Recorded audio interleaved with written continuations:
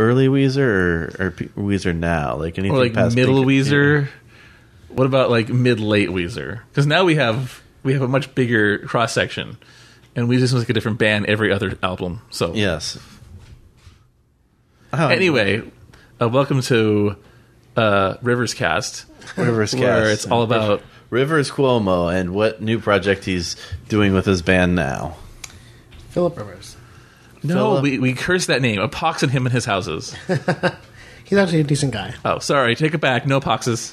It's the Chargers in general that suck. Yes.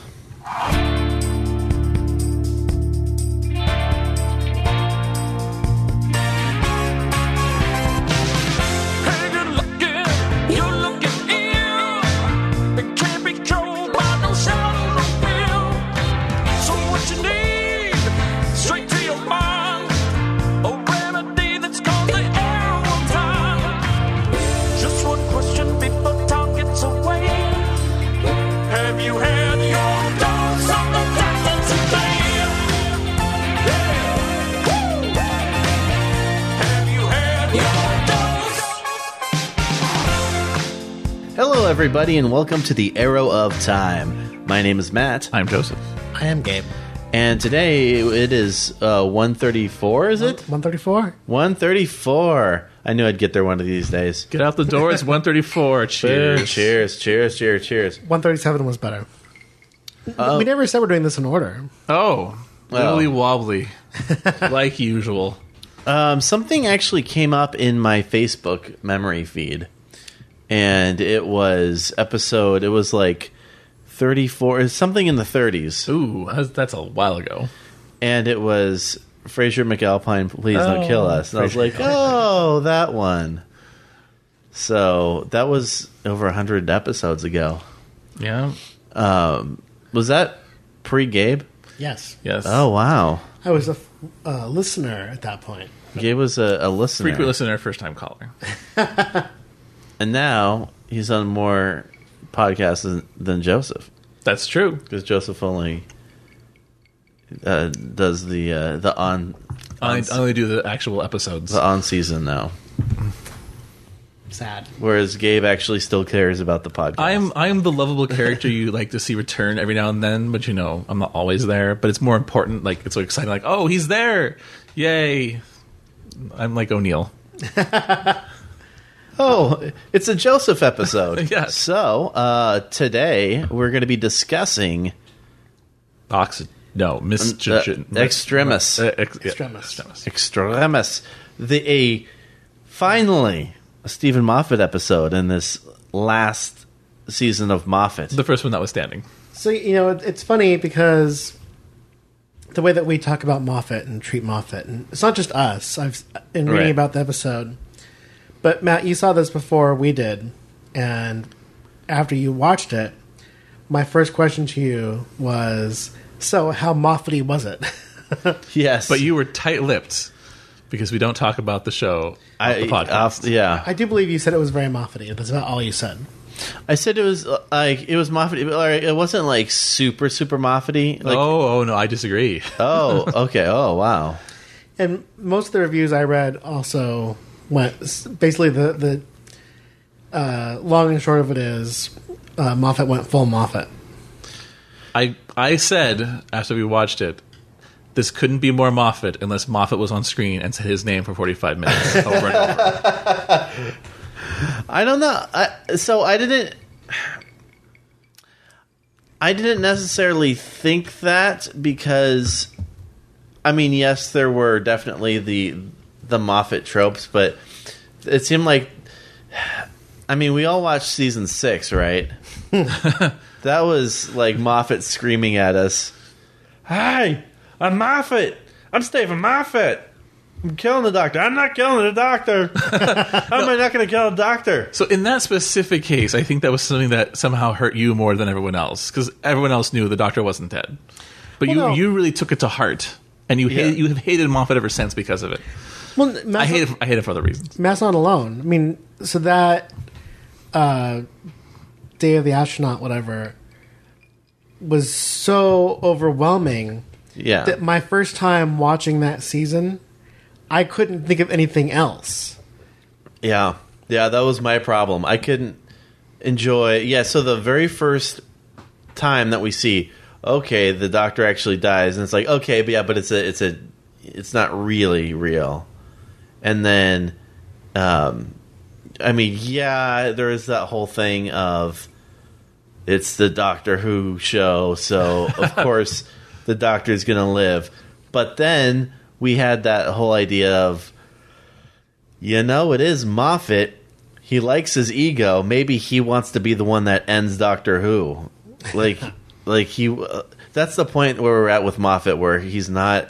We don't feel like he's above that. So I forget which review it was. It was either Nerdist or AV Club, but they were pointing out that through the Smith years, basically there was Moffat doing a lot of stuff to prove how clever he was. Yeah, and through the Capaldi years, especially this current season so far, Moffat seems to have honed that. So he's still giving us a lot of Moffat, but now he's doing it in a very focused way. It's a little less of look how clever I am, and it's a little more of actual oomph. So somehow we don't know if it's the influence. I'm thinking this. I'm kind of paraphrasing this review I read, but it's Capaldi has sort of focused Moffat's energy a little bit more tightly.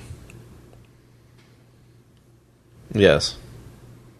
Yeah, I can see that. And I guess the thing that I felt with this, I went into this episode knowing that this is the beginning. This is the first chapter in a 3-story arc.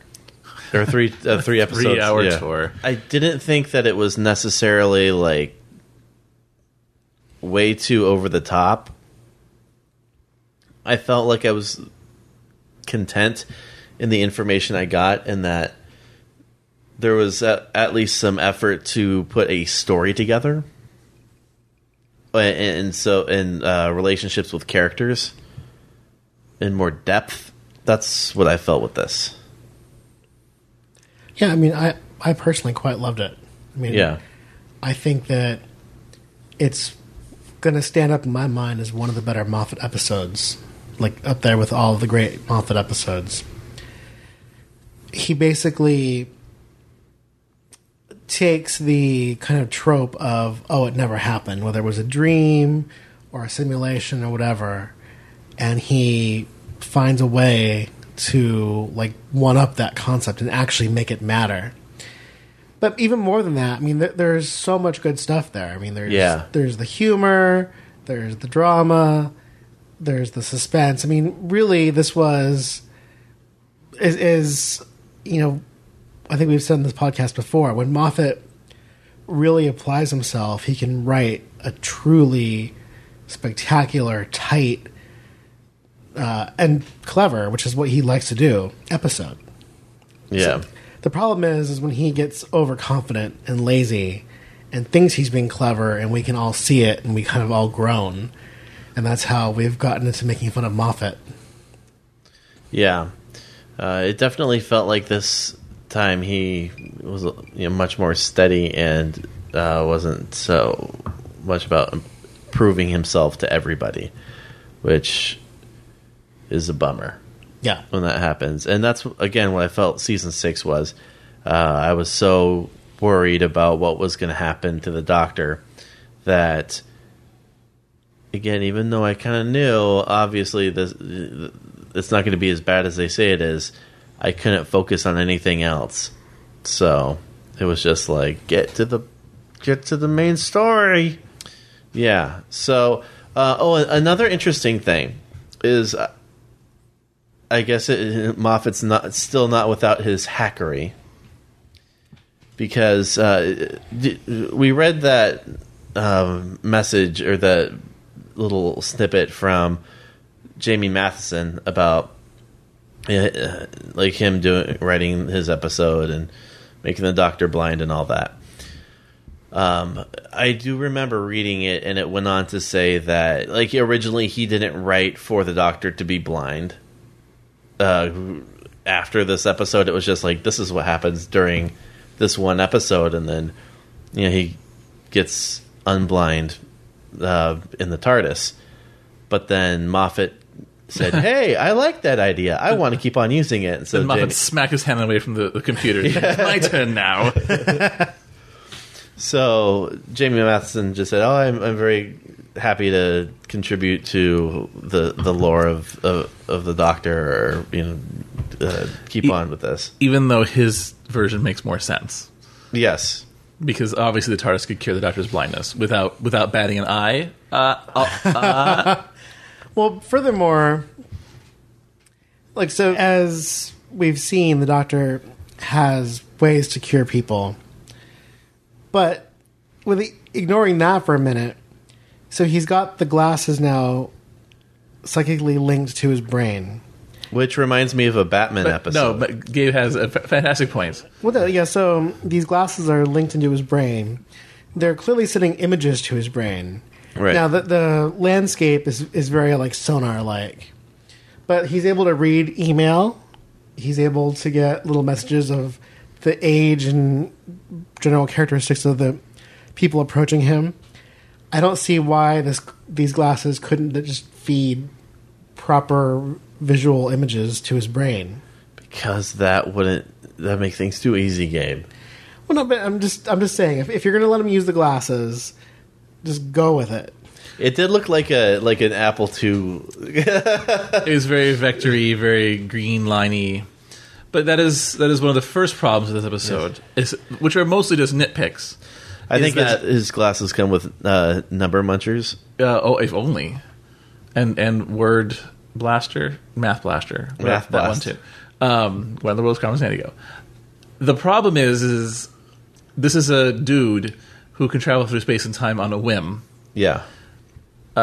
Yet somehow he can't even get Geordie level visor, which shows him infrared view directly to his brain. Especially thinking about how often they're making references to Star Trek now. In this episode alone, at least twice. Well, maybe just once.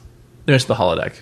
Yeah, holodeck, but I mean, and then there's obviously the one in the last episode, the final front. Yes. Oh, a big reference. Yes, you may have missed the it, folks. biggest. So we mentioned on the podcast. Did they know that Discovery was coming out this fall? No, because nobody knew that. Is Seth MacFarlane and Steven Moffat just on it? No, because they're just lucky. They're just doing what they want to, and then the Star Trek people kind of stumbled into it. So yeah, no. Yeah, don't give any of the people working on Star Trek any sort of credit whatsoever.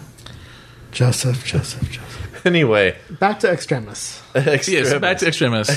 Extremis. So as I was watching it, and again, I really liked it. So yes, I don't want anybody to get it twisted. Don't get it twisted. That I didn't like this, but in the first, I don't think you liked it, Matt. In the first 10 minutes, one of my notes I jotted down was, "Boy, do I hate this." Moffat must just watch the Da Vinci Code. Oh yeah. And then 5-10 minutes later, I added also Inception. Yeah. So I was popes. I was very pleasantly surprised because at first I was like, "Oh, is this going to be like the Vampires of Venice or something?" I don't know. For some reason, I just didn't want to spend an episode in that era of people in cloths running around and in a. You prefer futuristic clothing. I don't. It just. I wasn't in the mood for an episode where we're just in dungeons with bricks and all that and acid. Yeah. So I wasn't about it. So I watched the preview, and then it had the creepy hands pop out, and I was like, okay, all right. I hope this isn't what they're trying to sell me. And luckily for me, it wasn't. And Moffat actually put some more jokes with the Pope and all that. I loved the part where at the beginning with Bill, and she has a date with Penny, and Penny's very skittish about going on a date and all that, and she says, "Oh, don't worry, this is nothing to feel guilty about." And then all of a sudden the There's the Pope. Yeah, there's the Pope. Yeah. But not the right Pope, which should have been our first clue that something was amiss. Because the Pope is actually from Venezuela. I think he was busy this week. No, I mean, they still got a matching dude for the Pope, not an Italian dude. Well, was it supposed to be the current Pope?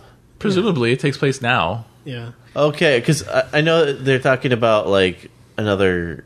Oh well, he had like a message, like, and if something goes bad, here's a message from Pope Benedict the something from 1,000 years ago. Yeah. Oh, okay. Which I'm sure wasn't a woman either. We don't know, but I did in my research figure out that was one of the only popes to ever be pope twice, because they were like deposed and then came back into power. Was that during like one of the schisms where they had a couple like double popes? It was medieval times. Double popes. Because I remember at least once, if not more than once, like there were two popes because everyone was splitting apart. I didn't go that in depth, but I did see that this pope was pope twice and ultimately excommunicated from the church. But probably not a woman. Probably not. But again, so there should have been other clue that something was amiss in the world of no. But of the papal or papology, or yes. My take on this was they did their best to do like a Xerox copy of reality for these simulations, right? So right to the point where the doctor was blind. You know, like they just like took a freeze frame and there it is. But some of the finer details were lost in transition. Like there are no female popes. So again, I can look into it more in depth on the break, but I'm not going to say it's impossible. You know, but again, in reality, she would not have been able to present herself as female. Sort of like the Joan of Arc, you know, was in disguise. It probably would have been that, if that. But I'll look and see if there are those rumors. I don't know. Well, anyway, all I know is that reminded me of Douglas Adams' thing in the first Dirk Gently novel, where there are subtle problems with the narrative that if you don't understand things, specifically British things, that you would not recognize that, oh, that's not right. What's going on with that? And then you basically forget it, 20, 30 chapters later when it's revealed, oh, wait, that's why it's not right. And I was wondering if that was one of those, like, Chekhov's gun. Tip of the hats. Like, we know there's no female popes. Wait a minute. No, I think that you are misreading it completely. I think that it's one of those things where there might have been some rumors that maybe it was a woman, and they're just running with it as if it were real. That's my take. But again, I'll look into it on the break. It's not that important. Well, if it's not true, I hate this episode, so. Oh, no. Everything hinges on this. Let's keep on going. So, how does this story open? Does it open with us in Rome, or was it the place where you kill Hitler? Time Lords? No. That wasn't Rome. No, that was definitely not Rome. It was the Executioners, which we don't know a lot about. We don't know a lot about them. For some reason, I thought that was... I mean, I just saw the boats and all that. That's not Rome. Okay. So, I actually... So I did a couple hours of research on this today. You did? But I did not at a bar, so I was a little distracted. With booze. People were yelling about things the whole time. It was awful. Sparts! I thought about and didn't actually look into more info on these executioners because they present themselves as responsible for being able to kill any of the quote-unquote billion species in this galaxy alone. So that's interesting. It's like, well, who are these people and why are they sole like executioners for everything in this galaxy? They're like a species of Grim Reapers. Well, I imagine that 99% of the things are fairly easy to kill. There's just that fringe number, like Time Lords, where you have to, come up with something a little bit more elaborate. Right, but who are they? I mean, they almost themselves seem Time Lord-esque, even though... Yeah, I thought that they're actually a Time Lord sect because just of what they're wearing, like the robes and all that. But then they needed a Time Lord to kill a Time Lord. So. Yeah. No, it was requested. No, they said that it's in their charter that only a Time Lord can execute another Time Lord. Oh, well, there you go. Never mind. I rescind that. So, and they apologized for getting the Doctor because they said that Time Lords are a bit hard to come by. Ha ha. Ha ha ha ha. Because they're pocket universe, but maybe still, but not clear. Ask you later. Yeah, I mean, that could be a whole thing that, for all we know, could be from the classic series. I really so I'm going to look in two things on our break. Look in two things: the Executioners and Pope Benedict IX, and we'll come back after the break with that. But before we go too much more into the story, one of my notes I made was I thought the episode was beautifully shot. It was directed by Daniel Netheim, who previously gave us the Zygon invasion and inversion from last season. Nice. And what I noticed, I wrote was, I thought it was very well shot. I thought that the cinematography was gorgeous. And it also felt like very close and personal without feeling claustrophobic. Like all these shots, whether it was like the Doctor down in the little cage in the library, whether it was the little scene with Bill and Penny, all of it felt like you were there in the room, but didn't feel... Because I've seen other things like that where it felt like oppressive, and this didn't do that. Yeah. It was very nice. Yeah, the shots were beautiful, I thought. That was definitely a good fact on there. So, and again, I was very, very happy with the look of that Zygon story, even though in the first one probably could have used a little bit sprucing up with the words. I think we all can agree that it looked nice. Yeah. Joseph even said on an earlier episode that he liked it because it was full of red monsters. Colors. And colors. This was sort of color-free, but that's the way things work now. Well, not quite. I mean, think back, the Executioner's planet. It wasn't just orange and blue. There was purple. There's some browns in there. There was purple and yellow, and there were colors in there. It's true, but we weren't there for most of the time. Most of the time we were in the silence of the library. Wait, what? Oh, no. Which wasn't just orange and blue. It was just dim. It was just dark, yeah. And then the other room we were in is a big bright room that's white, and there's no colors there. Well, and to be quite fair, I think you mentioned they must have an Oval Office set lying around. Right, because there's no way they built that for this. That looked pretty complete. But we've been there before, and it looked better before. This looked more like a concept drawing in the Oval Office. They might have shoved things back together. But yeah, that's definitely something, because it didn't have to be in the president's office. It could have been anywhere, but they wanted to kind of bring home that anybody who reads the Veritas, including the president. Well, yeah, what would a British person care about the president of the United States? Why wasn't it in 13 Downing Flats or whatever? Why would anybody care about the scientists at CERN? Well, how the scientists, though, was one of the specific things of the Veritas was, in the sense of the simulation, was it was looking for the people smart enough to realize they were in a simulation, which the scientists at CERN would definitely be up there, in that category. Well, I mean, I guess there's one thing I was going to mention earlier when we were talking about when the episode would occur. Yes, I know this is in the simulation, but if we go with my personal assumption that it's a snapshot of the real world, it could be a little bit in the future. Because when we were with Rory and Amy, they definitely got ahead of where we were. They were about 5 years-ish in the future. So if we assume that, then the show could still be taking place 5, 6, 7 years ahead of where we are right now. Well, and I think, too, just as a general rule, it's probably not a good idea to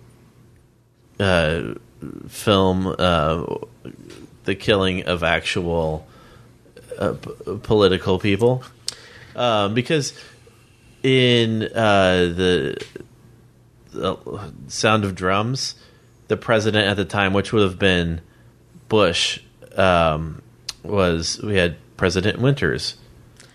I'm the president. But we did see A very British man doing a very bad American accent. But we did also see at some point back in that era the right president. We saw Obama. In the End of Time. I think we saw W and Obama at some point. We definitely saw Obama. We did not see W. We saw Obama turning into the Master, but that was a bit of fun. But I don't think that they would want to show an actual political figure either being killed or offing themselves. I think that would raise too many eyebrows. That would qualify, I think, as fan fiction at this point in time. But what was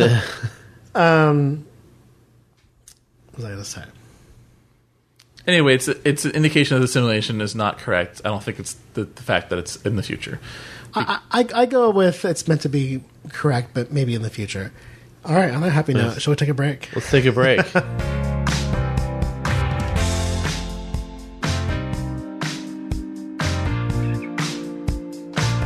All right. Shall we be back? Let's get back. Let's get back. We are back, everybody. Mm-hmm. Cheers. I almost need a new drink. I know, right? We refilled on that break and then took so much break time breaking that you need some more podcast juice. Well, I did do my research. He did. He was a very good student. By all accounts, Pope Benedict IX was not a woman. He played well on TV, though. He may have been mostly gay, but again, this is over 1,000 years ago, so there's really... Wait. No. This has been almost 1,000 years ago.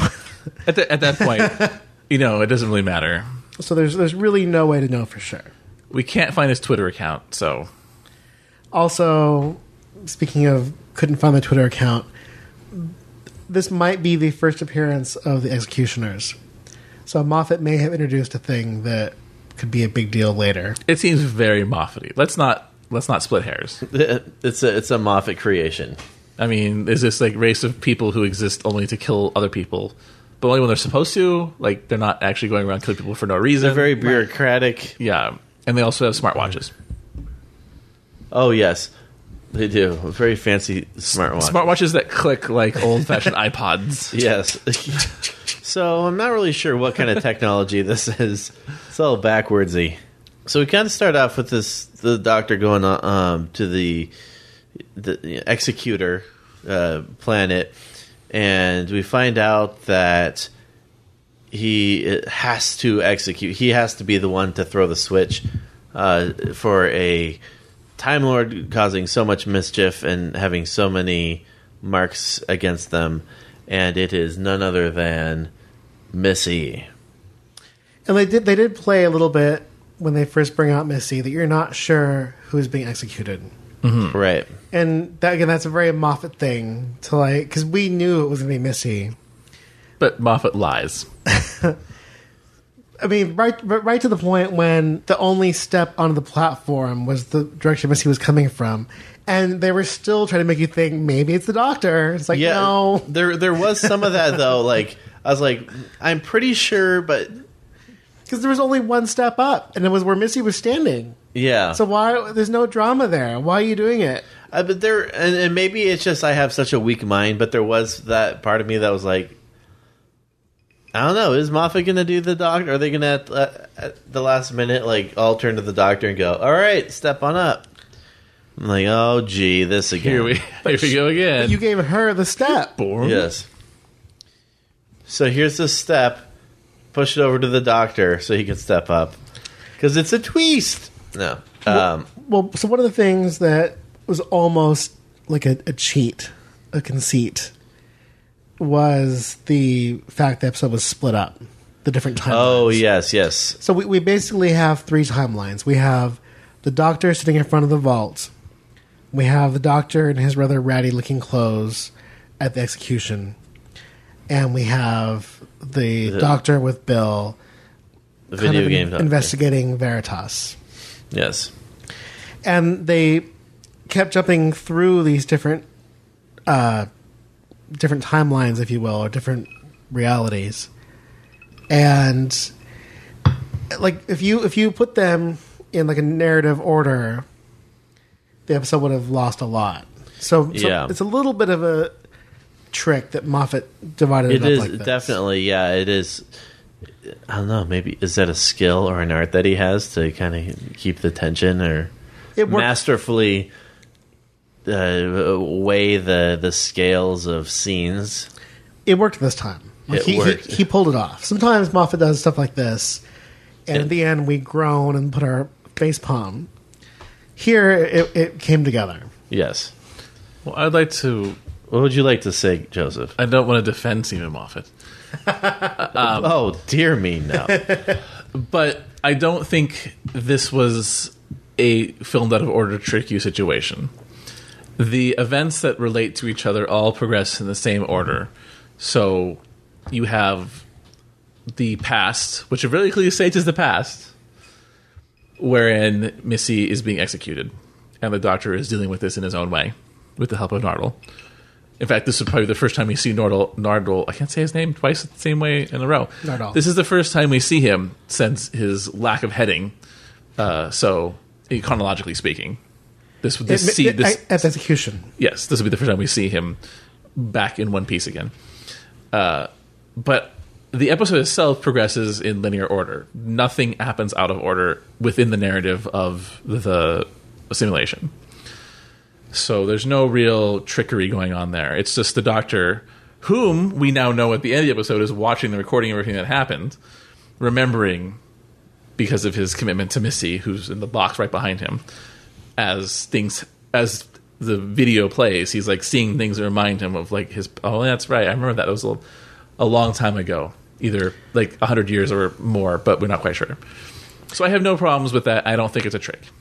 Well, and to kind of help out your point, I don't have the exact line, but the doctor did say remembering things in the dark is much harder, something to that effect, because that imply that now what you're going to see is my memories. Mm-hmm. So there's lots of little clues. The biggest clue, of course, is the fact that the episode starts with the digital interference pattern, which we've seen before in the Sleepy Man episode with the Sand People. Yeah, I think like for that when he's talking about remembering things in the dark or whatever, it was because they're so vivid. And he's blind. Yeah, so he's blind, and so they come at him so much more like maybe harshly and severely that it's harder to escape the things. It's like a thing that's constantly pinging him back saying, remember this thing that you did? So it's harder because he can't not keep himself accountable for it. So basically, this is one of the times where we see like Missy actually get honestly scared, begging for her life. The master is seems to be on the ropes. So I think it's important to note there's no way to know for sure if the master, Missy, is being honest or whether she's just saying things to save her life. But I mean, that is true. I'd like to think that at this point she was like she didn't quite know, but she clearly said the line that I'm your friend. There were actually several important lines that kept recurring. One of them was, without hope, without witness, without reward. So the idea being here that these executioners don't care. Right. So why would I lie right now? Well, it's a little like you would lie right now to hope the doctor will save your life. Yeah. Yeah. Because he's a big softy. And he really is. I mean, when you look back on it, the doctor even... Has the doctor ever tried to kill the master? Like even in the classic series, I can't tell you that. I know in the new series because he doesn't. Because I know, like in the classic series, it seems to have been things like I'm not gonna necessarily save you, like he's done in the new series, but almost like a thing like Batman would do. I'm not gonna kill you, but I don't have to save you. That's what I said. Though we were talking about this off the episode. Wait, what? I mentioned that the Doctor's like half Batman. Oh, you know how I like to talk about Batman. He'll give you the Batman at first, which is I'm not going to kill you, but then he doesn't do the I'm not going to save you. He goes to the next phase, which is I will do everything I can to stop you, and if you die in the process, that's not my problem. So he loses some Batman points there. Okay, doesn't get all the Batman points. So now we also have an interesting shot where, and this is towards the beginning, this is when the Pope first comes in, where he's at his lecture hall and like the lights are all off and he's like kind of like slumped over the podium. Let's enjoy the fact though that first of all that we have the Pope now as an official character on Doctor Who. Yes. So put that in your little game. What was that? Dimensions. No, I was thinking the Slidey Gem game. Oh. Tiny Rebel. Oh, Legacy. yes. Tiny Rebel. Put that in your game. You got the Pope now. So anyway. So he's in the lecture hall. He's in the lecture hall, and then, I like the whole thing where it's like, Nardal's like coming in, he's like, oh, baby, hold on. He has to stop him from insulting the Pope. Yes. Well, the real money line is the Doctor saying, the Pope wanted to talk to me, why didn't he come? And Nardal's like, he did. He's right in front of you. So, yes, Nardal is definitely acting as the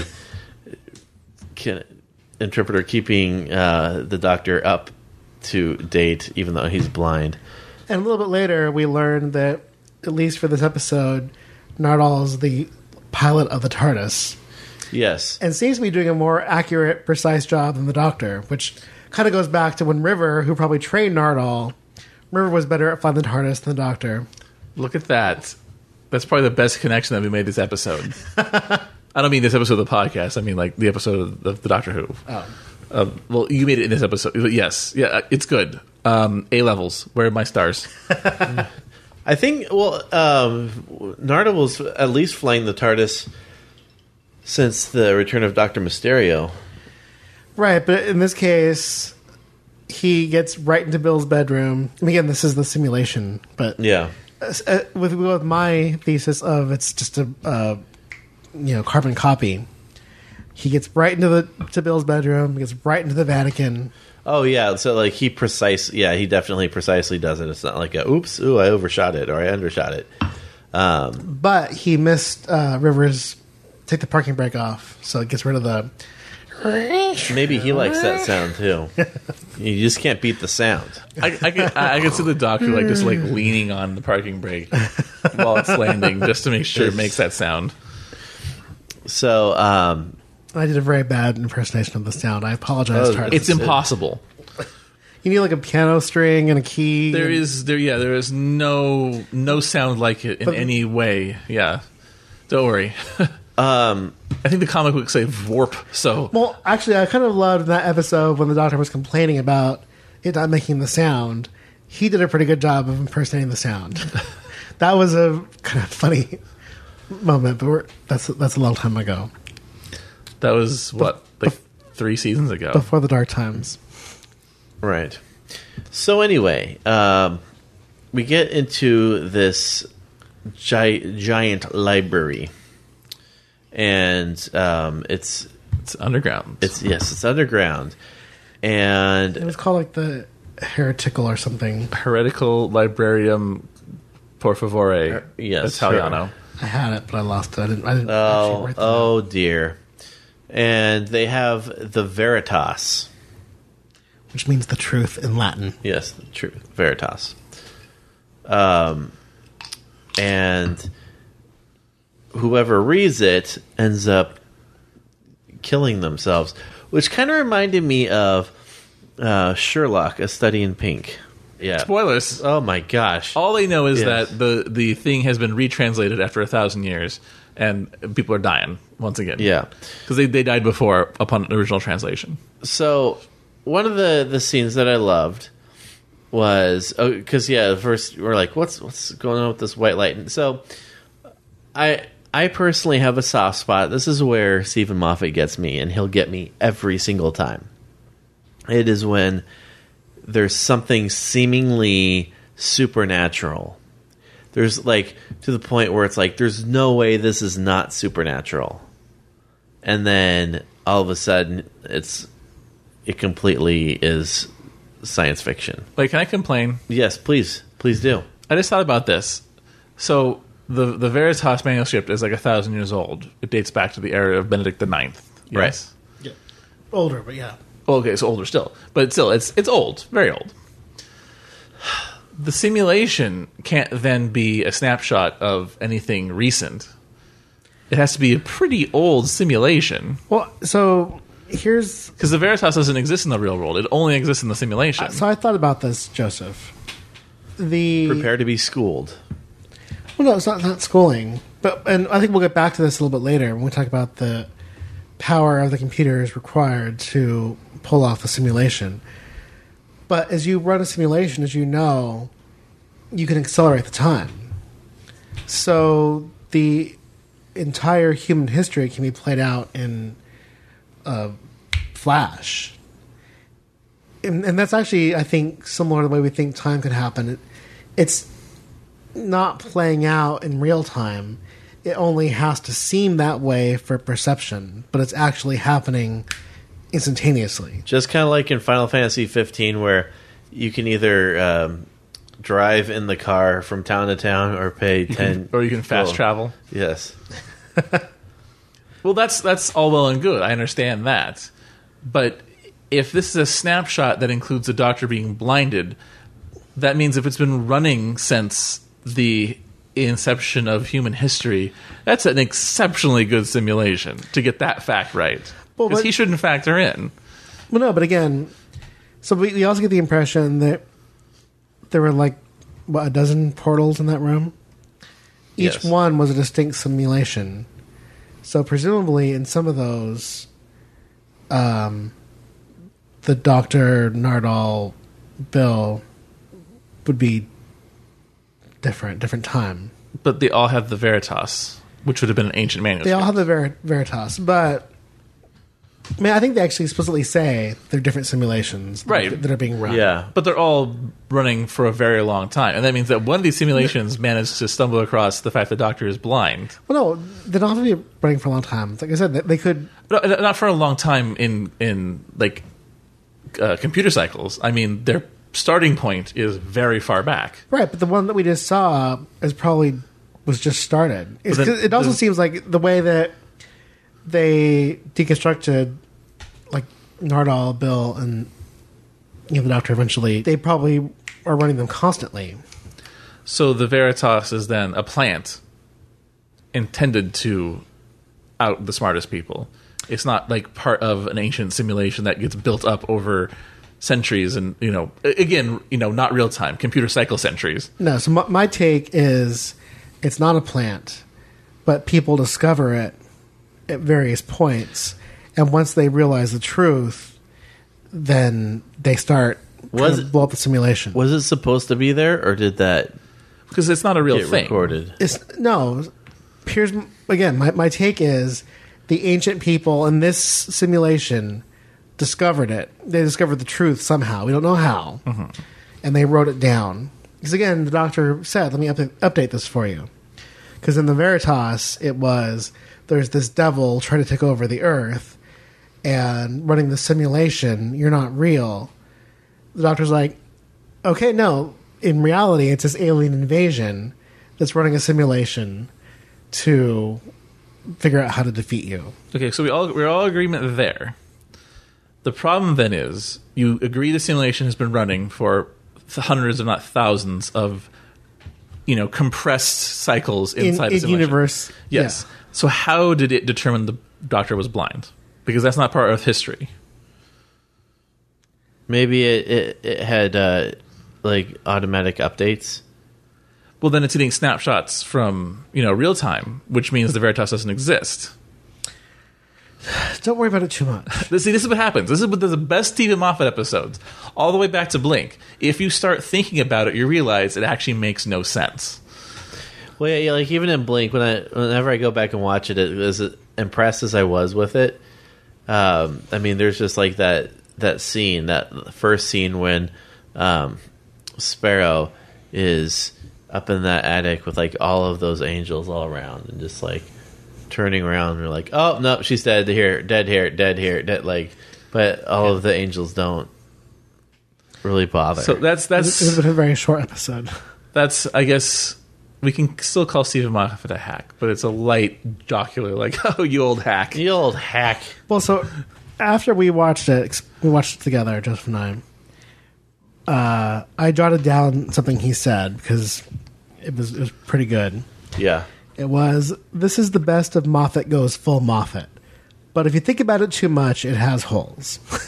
I like how you like wrote down a Joseph quote. How do you feel being quoted, Joseph? It's accurate, and I'm punching the holes right now in my own mind as I think about it more. So that's the problem. It's like, it's good TV as you watch it, but don't dwell on it. Don't do the sci-fi thing. Don't think about it. Don't dissect it.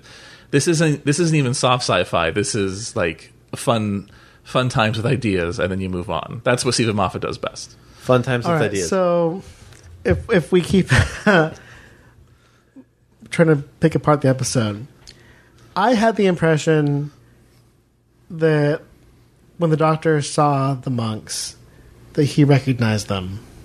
Yes. Now, I did like the reveal where he was blind and like he was like kind of coming back into it, and then he saw like the cardinals or whatever, just kind of saw the outline of the robes, and he's like, oh yes, strap me into this chair please so I don't go crazy and try to kill myself when I read this.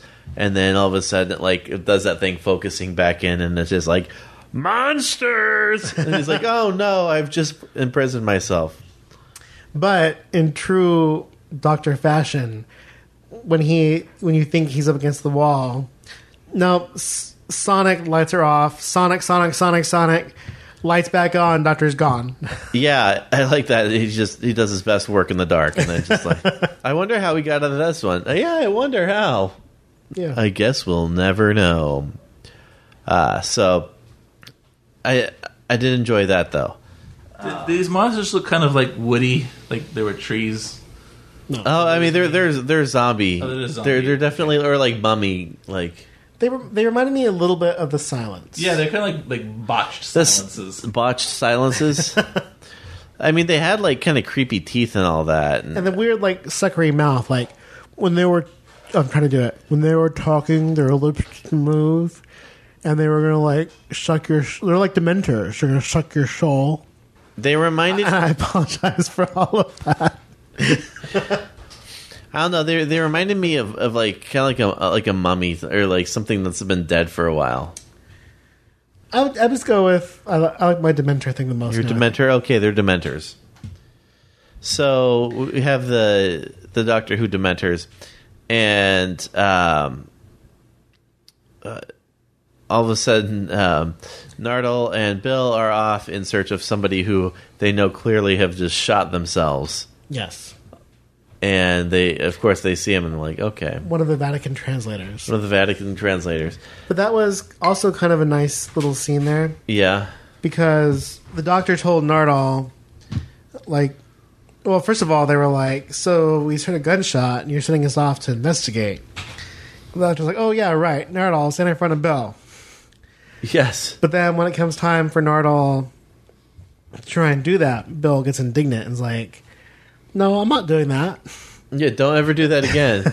and then Nardole's like, whoa, just so you know, I've got he's all about the Doctor ass kicking. Right. I was about to say kissing. Kicking. It's like, I've been given permission by the Doctor. No, his doctor's Or wife. by the Doctor's wife if he steps out of line, to kick his ass, and I'm going to do the same thing to you. Which I was like, ugh, collar tug on that one. But then, he said if it risks your safety and well-being. Yeah. So I'm going to hurt you if you put yourself in a position to be hurt. right. Classic Nardal. Nardal. And then he gets scared. Yeah, and then he gets scared because there's like this whole like bit of like respect, like this newfound respect that Bill has from like, oh wow, that's impressive. She's like, are you secretly a badass? Yes, like yeah. And then all of a sudden he sees the dead body. He's like, I didn't like that. But I think it's also important because Bill is somebody who is a young woman, a young person of color. I personally took a little bit of that. She wanted to make sure that she had like equal footing. Yeah. So I think I sensed a little bit of that in that little exchange, which was important. But also, I don't think we really mentioned that. Yeah. Nardal, we learn Nardal's there because of River. Yes. So when back in the history or the death planet, the execution planet, there is a priest figure that appears, which is Nardal in robes, and the doctor goes to consult. And it's also really obvious it's him. Yeah, I was like, okay, what are you playing as? As soon as he starts talking. But just like the executioner step thing, it was so obvious. It's like, why are you trying this? Well, so here's the thing. I don't think it's that I'm so gullible. I didn't have a lot of time to film this episode. I think that I'm also Australian. I'm like looking at this and I'm like, so it's obviously Nardal. However, Steven Moffat is still like insisting that it might be somebody else. Nardal is the most obvious choice. So if like Moffat doesn't think I'm that stupid, right? So it's got to be somebody else that I'm not thinking about, right? He's pulling one on me, right? Because obviously this is Nardal, right? And then I second guess something that's so easily the thing that I think it is, and then all of a sudden it's like, oh no, you pulled one over on me, Moffat. You made me second guess myself. Good for you.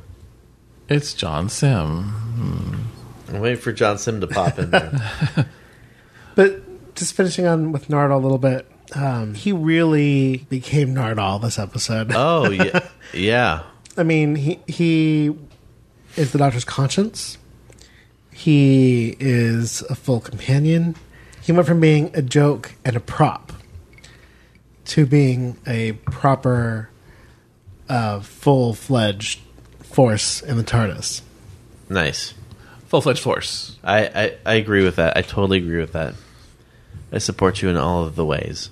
I definitely think that Nardal has stepped it up in his Nardality. He's definitely shown like his purpose as a character, and not just a joke, and not like, hey, it's Matt Lucas in the show.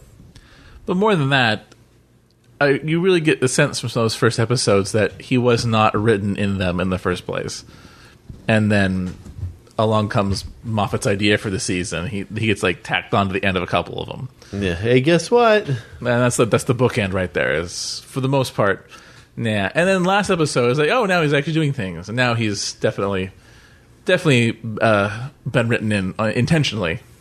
Right. They're doing things with him for reasons, as we need, and we like having two companions. We do like having two companions, especially two good ones. Yes.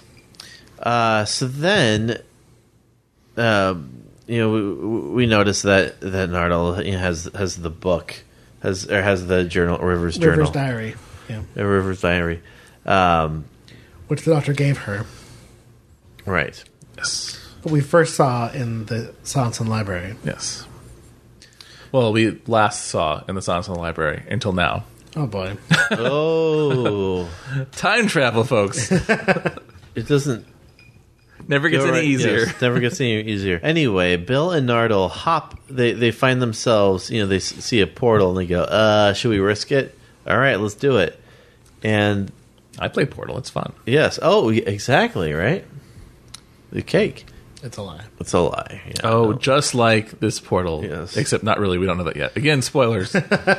So they find themselves on the Pentagon. The Pentagon, they just kind of pop in and pop out of there. It's kind of like a oops. Well, somebody very severely is like, do you have authorization to be here? And they're like, here? What's here?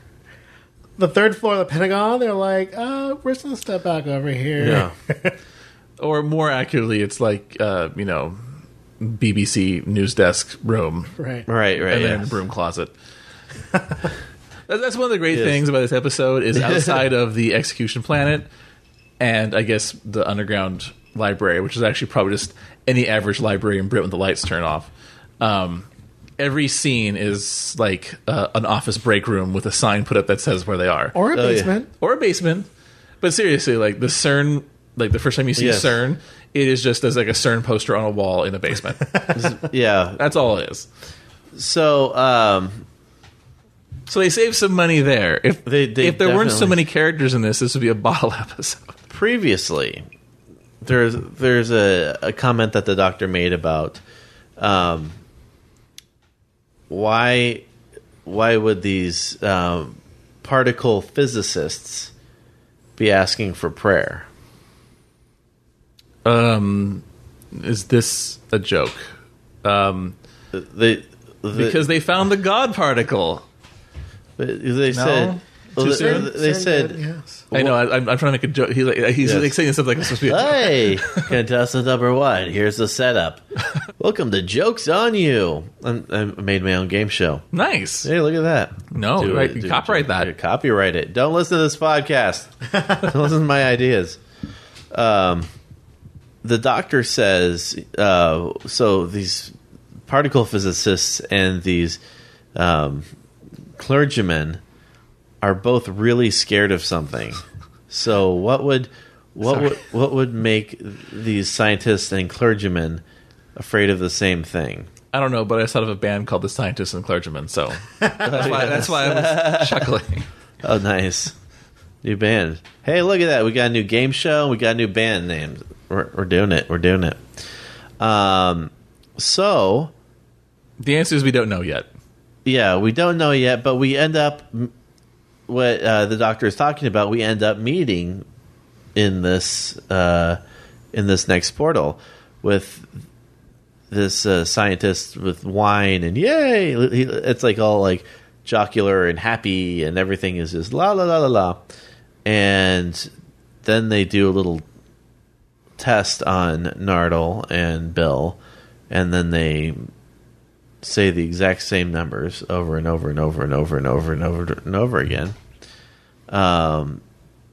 The gentleman slapping his hand on the table, and they can't stop saying the same numbers, like a bunch of number munchers. I'm really trying to push number munchers into this podcast for some reason. You can play number munchers for free online at the Internet Archive. Really? They have all the old early Apple II style games. You can play the Oregon Trail. You can play the Lemonade Stands. The actual original Oregon Trail? The actual original Oregon Trail is available on the Internet Archive did for you ever- free to play. Did you ever In your play? browser. Did you ever play Number Munchers, Gabe? No. Oh, you didn't. Oh, that's I played that in school. They're like, "Here, do math, learn math." I'm like, "Oh, it's a video game." It was very straightforward. I can describe it for you. At the top of the screen, or maybe it was the bottom of the screen. At some point in the screen, they would tell you to do something like, it would be like multiples of 2, and there'd be a bunch of numbers on a grid, and your little monster dude would walk around, and you had to hit the space bar on the multiples of 2. And if you got one wrong, you died. There would be like And those bad guys walking around you had to avoid. Yeah, and I think the more things you got wrong, the more bad guys it released. Or, I don't think it actually killed you if you got it wrong, but it made it more difficult to get the right answers. yeah. But yeah, then as it got more difficult, it'd be crazier things like these are all prime numbers. These are all, fractions of something. Yeah, and then we keep going. And eventually you caught Carmen Sandiego. Ooh, bop, bop, bop, doo, bop. So we have this crazy game of number munchers, and we find out that there's a big party going on, and everybody has dynamite under the tables. This party's dynamite. And I think this is another thing that indicates this is a simulation, because I don't think there's very much dynamite lying around CERN. You never know. You don't, but especially not comically like red and round. Like, I'm a villain tying damsels to train tracks type dynamite. A Wile E. Coyote. Yeah. There's like Acme dynamite everywhere. Oh, I hate those time particles. Well, it seems like at least in the simulation we started off in, the monk's purpose was to test the doctor in particular. Because I get the impression that overall point of the simulations was to test humanity. But like the monk comes into the... Because when we get to the White House and the president read Veritas and killed himself with cyanide. Yeah. Oh, before that, No, that was just drama. Yes. Nardole finds out. And this is actually like a pretty... I found it to be a very like disturbing part with Nardole, where he's like, please don't let me be right about this. He puts his hand in the spot where the projection is not the dark spot, and then he realizes, oh no, I'm off the grid. Like I'm not real. Like his whole like panic of like I'm not real, and then evaporating, like just becoming like data. Yeah, data bits. I was like, wow, that actually is pretty disturbing. You took a character that I liked and oh, thumbs down for Gabe. Thumbs down for phone stuff. Anyway, That's not for the podcast. That's not for the podcast. Oh, sorry. But Nardole is bits, and he disintegrates into megabytes and maybe RAM. I don't know. Computers are weird. Yeah. Well, no, so here, for me, it was a disturbing image that this character that we've liked this episode realizes they're not real. But what in my brain was reeling at this point, thinking, oh no, is this one of those stupid the whole thing is not real episodes? Yes.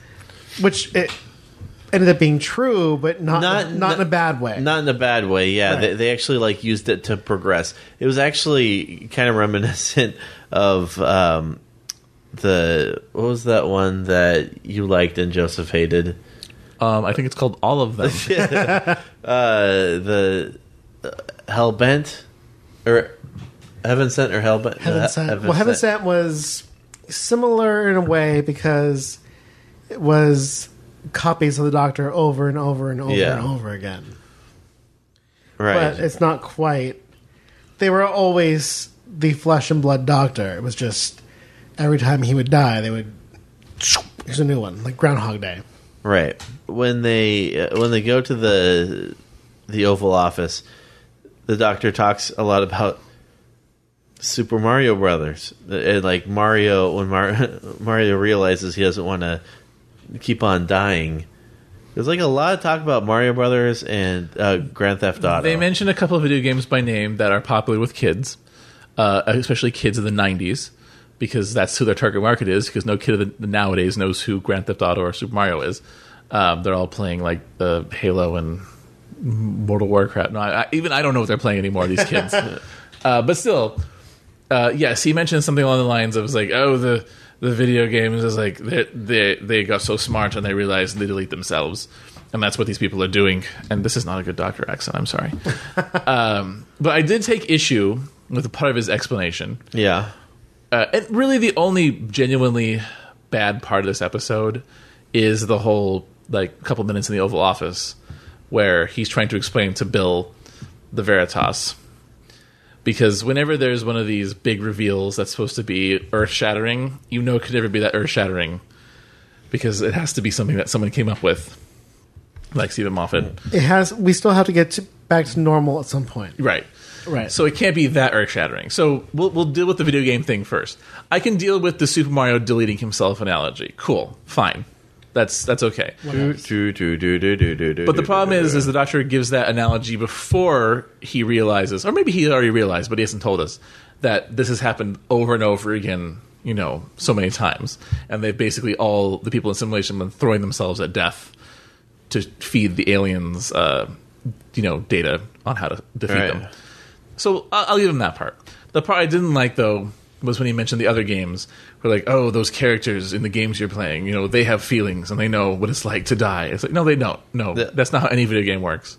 It's like more like the Matrix, where it's your ones and zeros. Modern video games, they're all just based on very rudimentary, like, go behind cover, don't be behind cover, shoot. Oh no, so there's no I'm. Yes. Like, oh no, that didn't work. Try again. So it's not a great analogy. Sorry, Steven Moffat. Maybe you should play some more video games sometime. I'm pretty sure he's just like watching his nephew or son. I don't know. Does he have kids? Well, I think maybe if you're talking about the games where there's maybe more acting in it. No, it doesn't matter. A game could have you could have America's Sweetheart, Ryan Gosling, voice acting the most powerful NPC you've ever seen. And when it comes time to fight him in a boss battle, he has no more emotions or idea that he's a character in existence than, a stone. That's just not how computers work. We don't have that kind of processing power, and it'd be a waste of time to do it anyway. So that is a bad analogy, and you should feel bad, Steven Moffat. I mean, let's not get too worked up over the analogy. I mean, I'm worked up. I'm not going to take it anymore. Joseph is very worked up right now. The second part of the problem with this was he mentions about the numbers. So the numbers are the big clue. You mentioned the numbers scene where everyone's saying the numbers at the same time because they're all part of the program. Right. And the Doctor says, oh, well, computers are very bad at coming up with random numbers. And this is not bad programming. Computers are not great at coming up with random numbers. But they are way better than humans. Humans are exceptionally terrible at coming up with random numbers. The order of numbers that they spit out sounds very much like the order of numbers that a person trying to think of the most random number they can would come up with. And so a computer program that is incapable of giving two separate simulations different sequences of numbers is a very bad computer program indeed. Because we could do that now easily with minimum effort. well, also I mentioned earlier that we would come back to this. A computer capable of running all these very complex simulations and like a dozen at once certainly is going to be like something beyond what we think of as a quantum computer. Something that powerful can definitely come up with random numbers, no problem. Yeah, no problem at all. But again, we're splitting hairs now. Again, everything bad about this episode comes down to nitpicking in this final scene, where Steven Moffat displays a gross misunderstanding of how computers and video games work. But there are a couple of things that I really like from this scene, like because we now watching this, we now know this is not the Doctor and this is not Bill. And the Doctor lets us know that, or Moffat lets us know this early. The Doctor's saying, yes, I have the same numbers too. So we know it's neither of them are real. But the Doctor is still showing a lot of compassion in trying to reveal this to Bill. He's not just saying, well, we're not real, it doesn't matter. I mean, yeah. So this is like the copy of the Doctor is so precise that he's still doing the kind of, oh, I'm so sorry to Bill. He really is. Actually, that is a nice moment because it's like him realizing it and just knowing like this is what I have to do too. I'm in it with you as well. You're not real and I'm not real. But again, so then the monk comes in and deletes Bill. In the very same kind of way that Amy and Rory got taken by the angels. Oh, it's just behind you. Finger in the back. Dang it, Moffat! Well, he's still a hack, but remember, like it's the gentle, you're our hack. But this is both my loving the general idea of the Doctor and the 12th Doctor in particular, he gives a brief but poignant speech to the monk after this. Oh, yes. He's like, I am the Doctor. I am what stands between you and them. You don't have to be real to be the Doctor. You could be a ganger. Yes. Yeah, that's true, yeah. But then... You could be a spaceship. The monk is like, well, what are you going to do? And he's like, I'm doing what everyone does when the world's in danger. I'm calling the Doctor. And he emails the transcripts to the real world, to the Doctor. And that's what makes this so much more than just it never happened, because it more than character development, the simulation actually provides useful information to the outside world. It's almost like if your dream gave you useful things. Yeah, if you could somehow, not just vaguely remember, I had a really good idea about it doesn't matter, a song or a story, but yeah, you're actually get an email from your dream in the morning that says, oh, this was the idea you had for a song or a story. Yes. That'd be beautiful. I think of a lot of very funny jokes in my dreams, and I can never remember them. Because that's a problem. Yes. So I mean, that's again why he went back to my wish that the simulations are very good copies, because I mean, yes, they let you know there's some differences, like with the dating thing with Bill and Penny. Yeah. When the Doctor calls Bill, and he's like, somebody named Penny, and she's like, well, yeah, but she's way out of my league. And the Doctor's like, no, she's not, because in the simulation, Bill had the courage to ask Penny out. Right. But also on that note, one of the things I wrote down was, it was kind of a nice little moment when the Doctor's like, we'll call her. And Bill's like, I'll call her tomorrow. And the Doctor's like, no, call her tonight. Something bad may be coming, and you should really call her tonight. And I took that almost like a metaphor for real life. It's like, if you know you like a person, for example, don't wait for tomorrow, because something bad might happen. Actually, just do it now. Why? What are you waiting for? So, I mean, I know that's like a kind of a throwaway line in a little jokey part of the story, but I thought that was actually, kind of profound. He's like, no, don't wait. Call right now. It got you, Gabe. It did. Yes. This was a great one of, again, as I said in the beginning of this podcast, this will go down in my memory as one of the great Moffat episodes. Up there with the Doctor dances and all of those that we think of fondly with Moffat. Right. What about you? Same with you, Gabe? Yes, I also agree with Gabe in that I am Gabe. No, but yeah, this was startling after basically a whole season of just literally nothing to make something so genuinely entertaining and downright enjoyable. Yes. Now, I got excited when it got back to reality, and there's the Doctor getting the email in front of the vault, and then turning around and actually saying, "Hey, Missy." Hey, Missy. Hey, Missy. Yeah, it was good. It was a nice, little, all right, okay, we've been tugging you along this much. Now we're given this, for sure, solid, concrete fact. Now, part of me wonders, because we know from one of the memories of what happened on, and I can't remember at which point this happened, but or when they showed it in the order, but on the extermination planet, the Doctor pulls the lever to exterminate or to terminate or execute. Yes, he's not a Dalek. Execute. No, exterminate. It is a hilariously oversized lever, by the way. Yes, comically so, perhaps. And well, the whole prop was like 50s sci-fi. These big golden rods that are going to shoot you with electricity. Yeah, that's true. Yeah. So then, and he turns around afterwards and says, I vow to watch over the body for 1,000 years. And then Missy wakes up.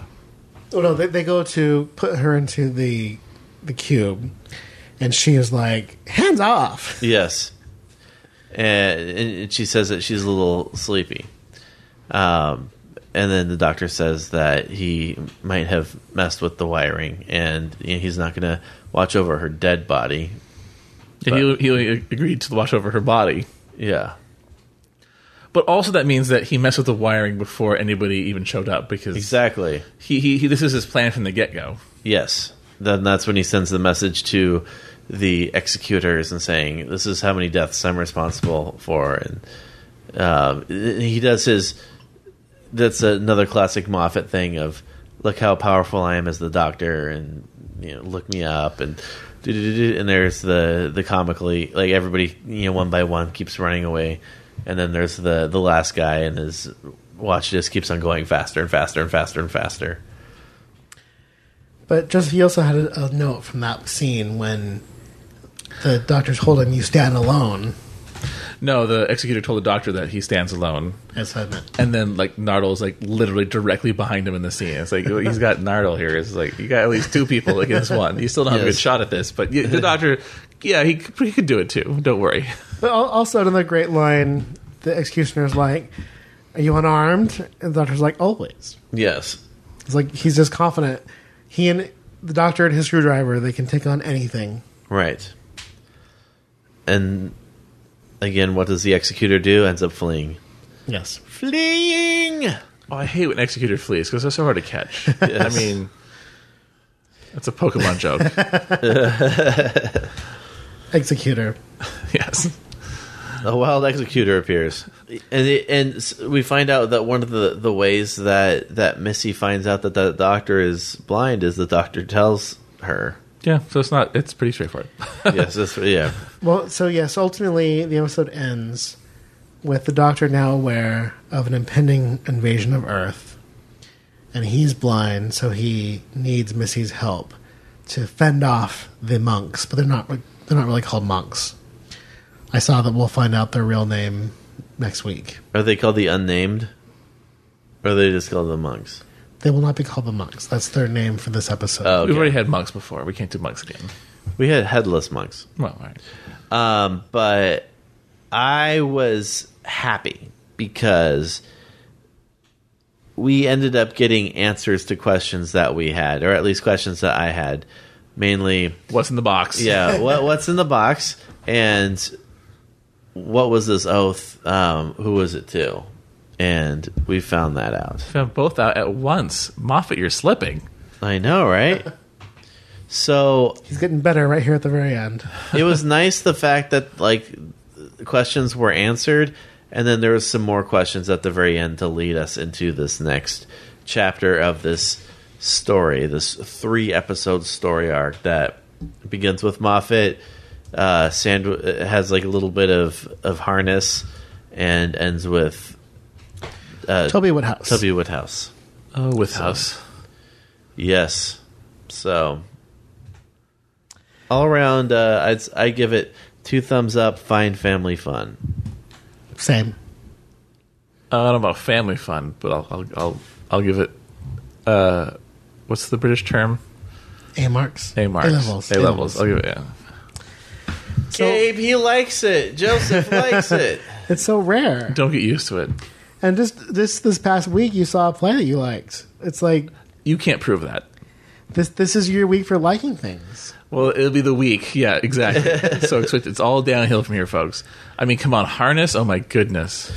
From the team that brought you the Zygon inversion, the good one. Well, so no, I'm more worried about the moon. Kill the moon. But see, there's spiders in the moon, and also a giant bug creature in the moon. And Also, it's an egg. The moon's a giant egg. Yeah, but there's also another egg that it will lay, and it all makes sense if you just don't even think about it. Don't even watch it, and it makes sense. But this team did the Zygon inversion. I really don't think that's the case. I think we should call up Steven Moffat or at him, or whatever you do these days with social media, and say, Steven Moffat, you really wrote the Zygon inversion, didn't you? And Peter Harness, he gave you some sort of layout. He sat in the back and ate chips. He had like an outline or something, and because of like whatever the equivalent of Screenwriter Guild rules are in Britain, he had to have a credit still. That was clearly not him. Yes. Everything about that was 100% Moffat-y. Well, like 99%. Well, the sample size is pretty small so far. If the next episode, the 5,000-year-old pyramid, or whatever it's called, is not good, then we can officially say Harness is not a podcast favorite. We will write him off. Write him off, and hopefully he will not return for the... And hopefully he will not write off ever again an episode of the series. Yeah. Well, with Chibnall taking over, who knows? I mean, no, Chibnall taking over, we don't know how the writing thing is going to sort out. Well, I do know that for Broadchurch, he was like the writer, period. Oh, well, that means we could see like 4 2-hour episodes of Doctor Who next season. And Chibnall is not afraid to kill children. No, that is correct. To be fair, there's been ups and downs across Doctor Who about that as well. So it wouldn't be out of place. The joke is that Broadchurch's whole timeline is how did this little boy die? Well, right, but that's also It's like not really a joking matter. no, it's not. It's well, not. but that's what Bill's going to bring it for the. I'm razzing you. You're razzing. The better question is, who killed Laura Palmer? Oh yeah, we didn't watch that. Well, we know who killed Laura Palmer. Yes, we do. But we're not going to tell you because we don't want to ruin it for people who don't know. Twin Peaks. I'll give you a hint. Oh, I know. That was a bad hint. I'm going to hint that would actually just be the answer. Yes. Let's not do that. So I didn't find many crumbs for this episode, but No crumbs. the two that I found were previous appearances. So the Pope was played by Joseph Long, who previously appeared as Rocco Colasanto in Turn Left. Oh. He was one of the people fleeing in the back of a truck. Oh, okay. A character I remember. One of the people like forced into camps.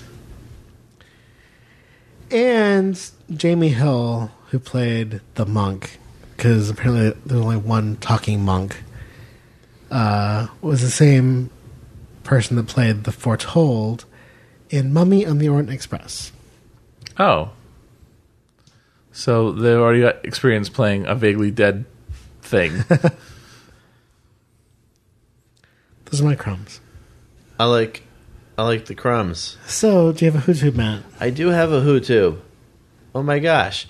I have a Hootube. It's called Doctor Who, I Am the Doctor by Beta.Torre.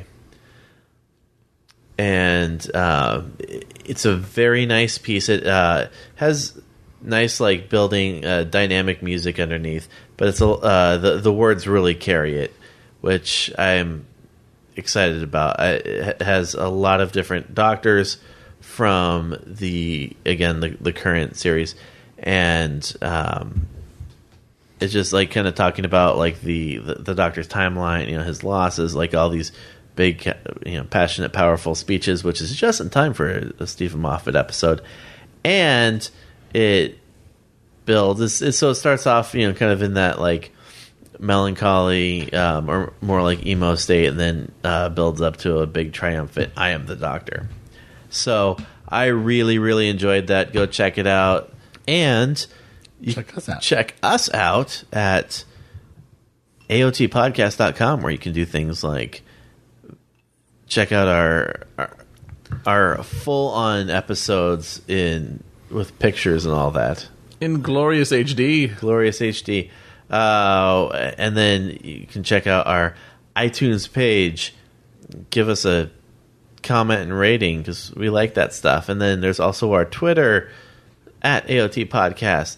And there is our Facebook. Just do a search for Arrow Time Podcast. And we're also on YouTube if you like to YouTube that stuff.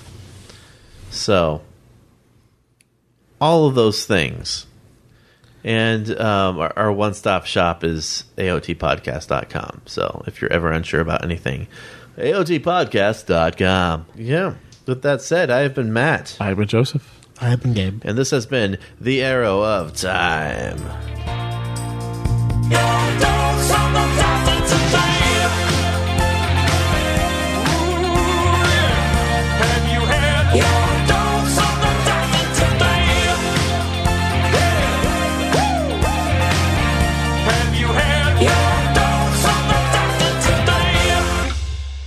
When they were talking, their lips move, and they were gonna like suck your. They're like Dementors. They're gonna suck your soul. Monsters! I didn't like that. I'm worked up. I just thought of a band called the Scientists and Clergymen. Oh, I hate those time particles. Nice. Hey, look at that. No, right. Copyright that. Copyright it. Don't listen to this podcast.